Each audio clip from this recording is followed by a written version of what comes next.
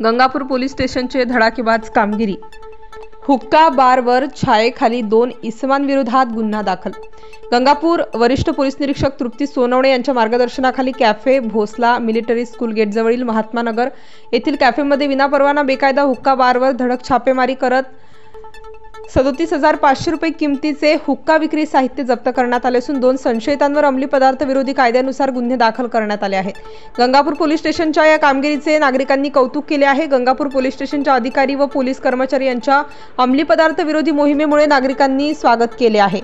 आज दुपारी 12 वाजता गोपनीय माहितीच्या आधारावर भोसला मिलिटरी स्कूल जवळ एक बेकायदेशीर बारमध्ये बेकायदेशीरपणे हुक्का सेवन व अंमली पदार्थ विक्री करण्यात येत असल्याची माहिती मिळताच पोलिसांनी छापा मारला। त्यावेळी एक जण विकणारा व एक जण पिणारा असे दोघे संशयित आढळून आले।